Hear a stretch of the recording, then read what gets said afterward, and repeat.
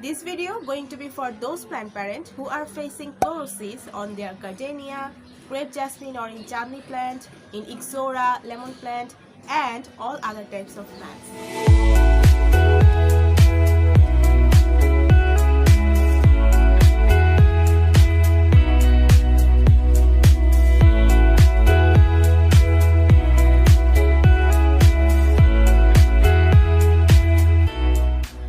Discuss a particular type of chlorosis that suddenly appears first on the plant's youngest leaves, where the youngest leaves show discoloration or show a lack of green pigments or chlorophyll and only the leaf veins remain green.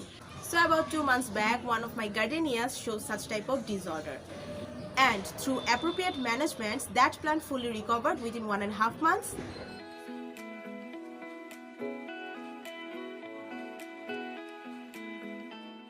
So in this video, I will also share all those important works that I have done for recovering my gardenia with an update. So stick around till the end.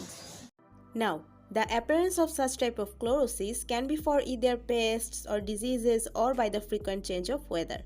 But mostly, plants develop such type of issue due to lack of a particular type of plant essential nutrient element, and that is iron.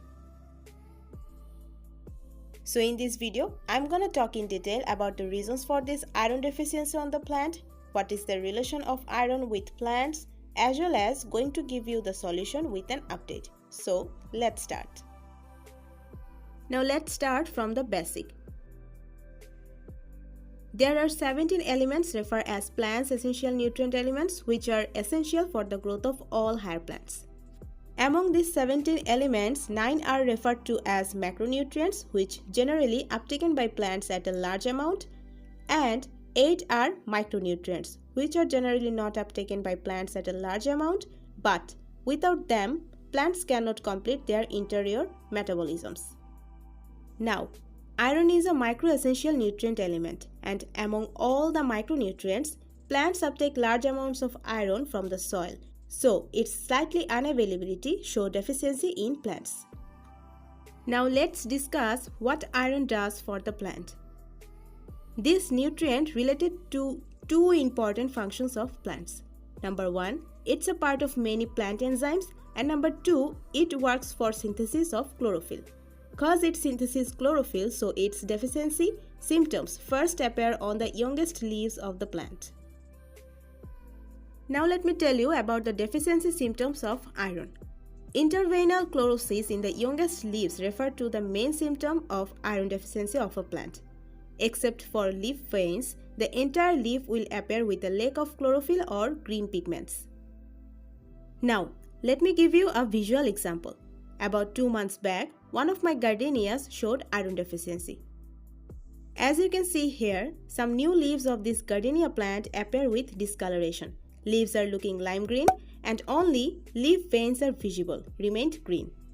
Here, this leaf is a little bit of an older leaf, but see how they look like if not treated in the early stage. The entire leaf looking pale green and only veins remain green. But you know what? A plant has a nutrient deficiency that cannot be confirmed with the naked eye, but through examining some general symptoms, it can be predicted. Now let me tell you the reasons for this iron deficiency. Iron is very sensitive to the change in soil pH. Here, pH is a measure of acidity and alkalinity, and it measures through a scale known as pH scale. However, I'm not going to discuss deep on this aspect. Only keep in mind, on the pH scale, 7 referred to neutral. Above 7, it's referred to as alkaline, and below 7, it's referred to as acidic. All types of soil have a sufficient amount of iron and it doesn't drain out from the soil. But whether it's available or not, that's a major concern because a variety of soil conditions can limit the availability of iron in the soil. The availability of iron mainly depends on soil pH.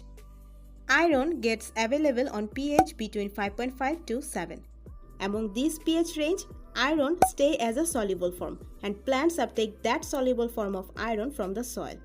But at a pH above 7, iron becomes insoluble and plants cannot uptake that. So for its availability, pH should be between 5.5 to 7, which means we need to keep our soil slightly acidic. This iron deficiency mostly appears on alkaline and calcium containing soil. Now my regional soil is slightly alkaline and whitish grey colored, which means the soil has less amount of organic matter.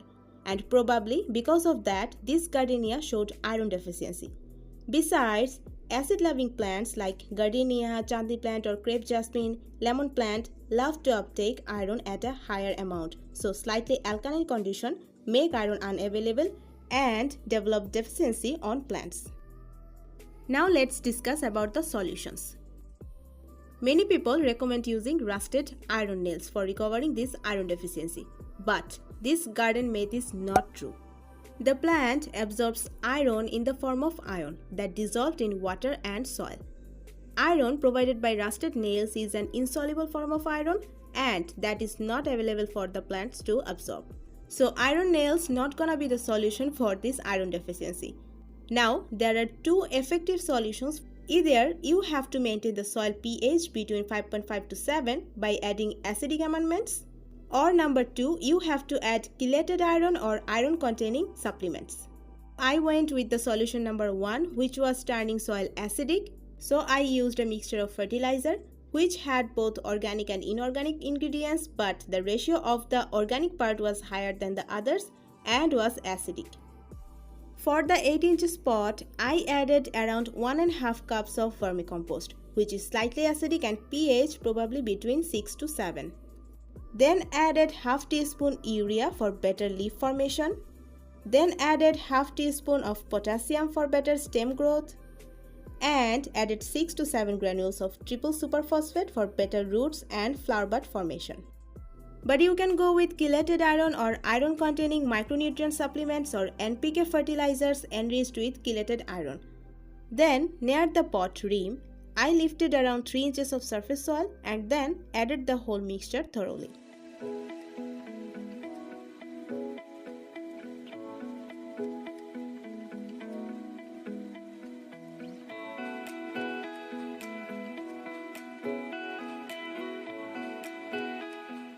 And after adding fertilizer, I watered the plant thoroughly. Gardenia likes to stay moist constantly, so watered them when 2 inches soil surface about to dry.